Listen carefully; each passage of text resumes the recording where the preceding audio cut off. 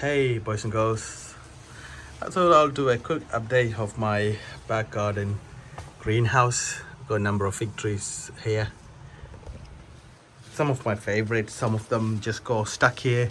I should have moved them out really because they're not really productive. I'm taking up premium space and I just couldn't. I was changing jobs this year and I just couldn't find the time to sort many things.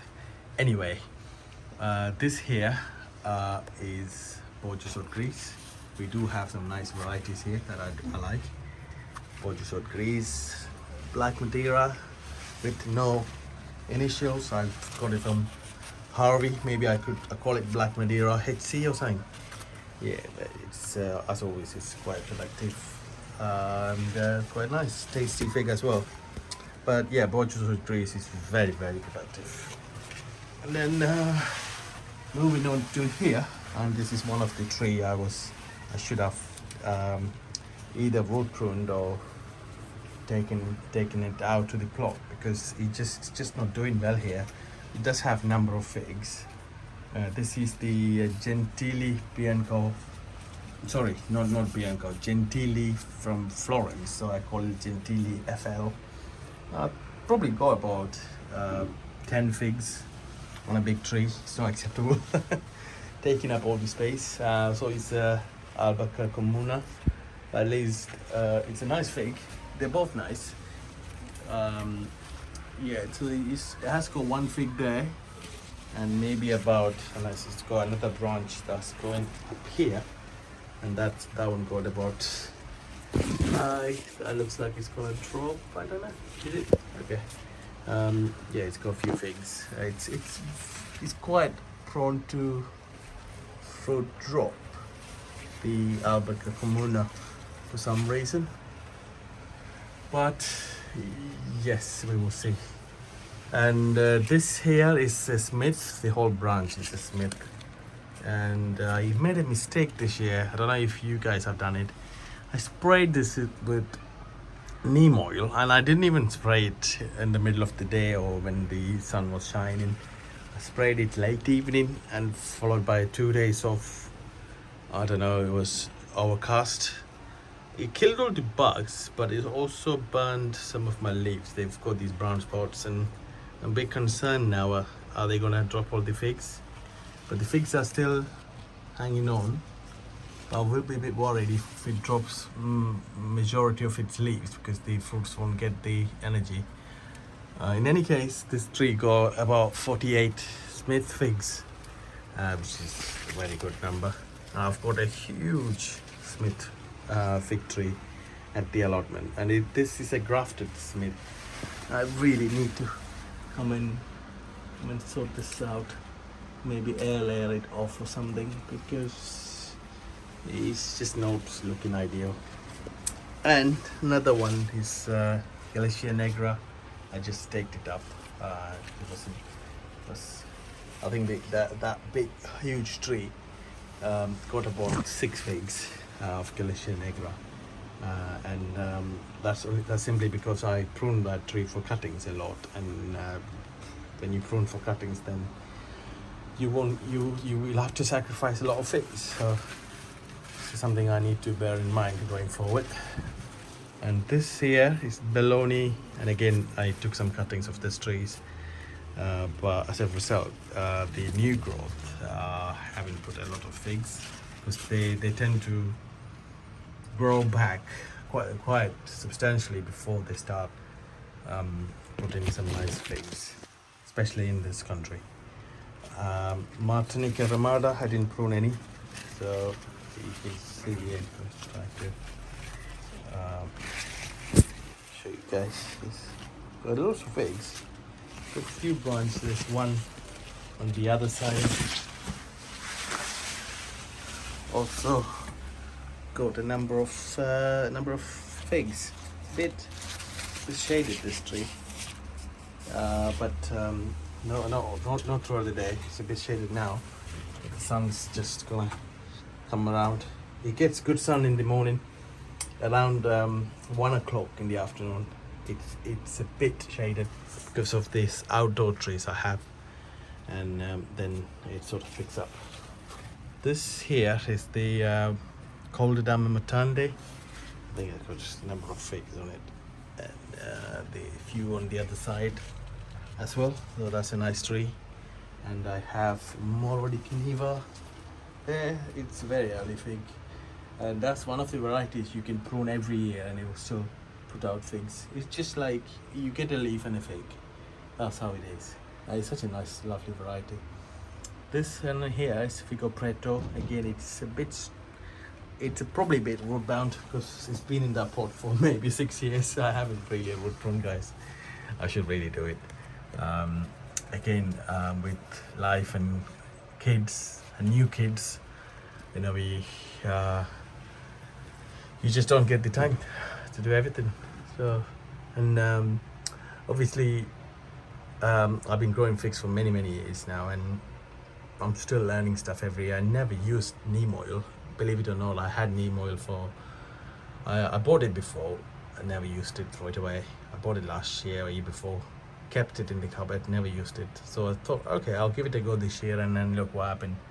So lessons learned, you know, I probably will use neem oil only when they are dormant, but not when they're leafed out and they've got fruit, because it's a bit like you're spraying oil on your fruit, and then, you know, I don't know, if I've ruined everything, I'm not gonna be worried.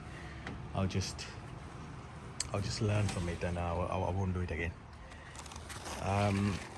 This here is a Desert King. I think it's almost getting ready here. There's got a number of figs, guys, and you can see the tree. It's sort of spreading everywhere, and here as well. If you look carefully, I'll just show you a couple of branches. See that? You can just about see figs everywhere, and this will be shared with my neighbors, and yeah, and there's a nice pear tree there as well. And these are some cuttings we rooted a couple of years ago. We're still in these pots. And this here is Nero 600M. It's putting out a lot of main crops, guys. A lot of main crops. And a few waders. See?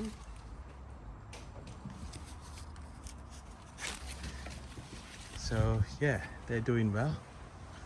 And this here is a Star Crimson Red Delicious apple, and here I've had few branches full of apples all the way down. I had to take them off, like just a bit like that. They were spurs. I had to take them out, unfortunately, because one, it's got too many apples, and two, there's no space for people to walk around it, so they're gonna eventually knock it down. So I thought I might take it off myself voluntarily. But look, it's got lots of apples. This branch from this bit is Ellison's orange, and then from this bit is Bardsey Island apple. So they both doing well. Okay, and this here is a red Falstaff. I think it's just Falstaff. And behind it I've got Discovery, and then Ashmead's Kernel, and Jonathan apple. Ashmead's Kernel and Jonathan's grafted together. And here I've got a fig tree, Dauphine, French fig. So a few figs just about everywhere. If you look, I think it's got about a few figs. It had more than 20-30 figs, but it dropped most of it. I don't know why. And this here is my beautiful clematis on top of my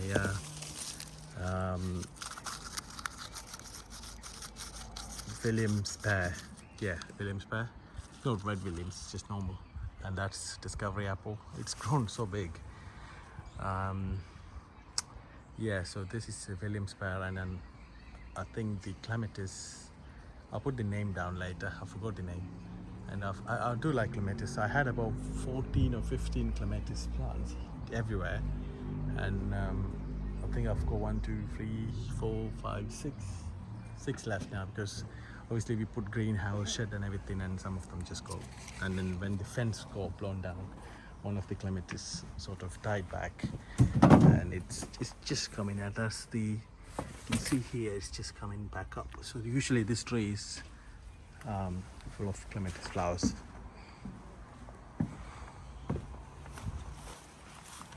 Got a couple of fig trees here. I think it's just about ripening. This one's Nazareth, and this one is Lamperia preta. For one fig in there, look. And this is Sodia Mavra. This here is red love era, and so I've grafted. It was infested with bugs this year, so I've sprayed it. I think it's picking back now. This is Opal, and this is Apple Jazz, and that's red love era. But if you look at the plant, and if you just bear that in mind, and I'll show you another red love, both planted at the same time. That's red love era strawberries, and that's red love calypso. As you can see, it's a completely different story. Just as the name and the fruit, everything's red about this variety. So the branch, the veins, the leaves, the fruit, the flesh, flesh. It's all red. And this variety, the calypso, it's red love calypso. It's bigger and sweeter and much juicier. The era is smaller, but it's more aromatic, if you will. So it both are good for making pies and juice and everything, but era is better for making apple and rhubarb crumble, so you get a nice bright red color, guys. And this year this variety have done exceptionally well. If you go in there, you can see the fig tree from the other side. You can see this was sent to me as Marinese, but I think it's just Desert King. But it was sent to me by Tatiana from Italy, so I wonder how she got Desert King in Italy. Maybe it's called something else in Italy. I don't know. I really don't care. But I like to keep the names as I got it, so I don't tend to make things up. But apples, I'm just waiting for the June drop to this month to sort of end, and then next month I might just pick some off. Yeah, it's still dropping, you can see. This is Negretta. I used to be in a greenhouse, but it doesn't have to be. Especially in the south where we get nice weather, they will ripen outdoors.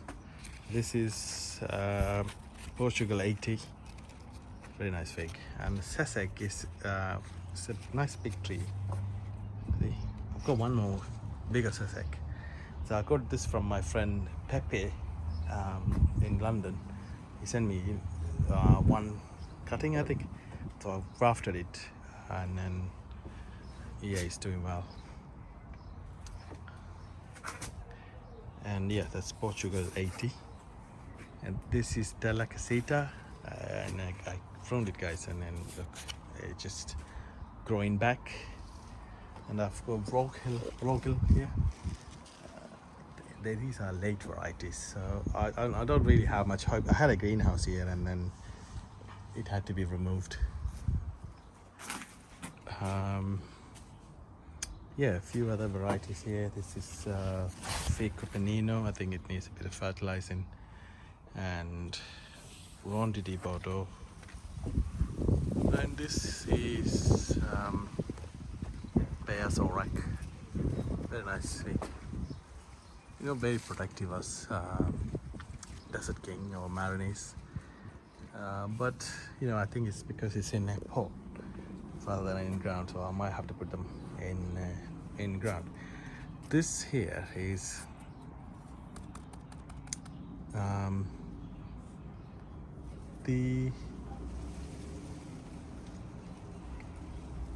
something Greek unknown. I think it's not Black Greek, it's Irene's Black Greek unknown. So it's a fairly rare variety, not many people got it, but it's doing well.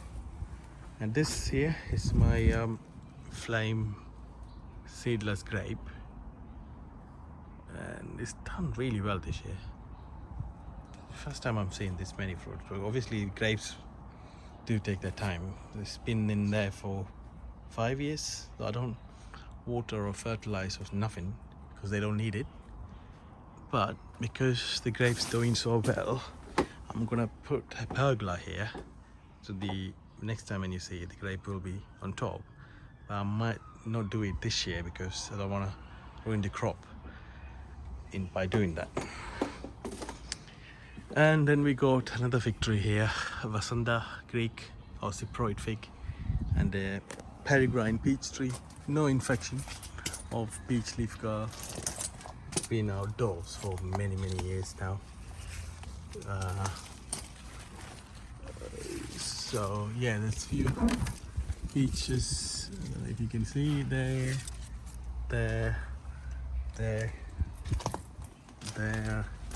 and a few more inside somewhere here. So yeah, they're all doing well. Well, thank you for watching. I'll see you guys later.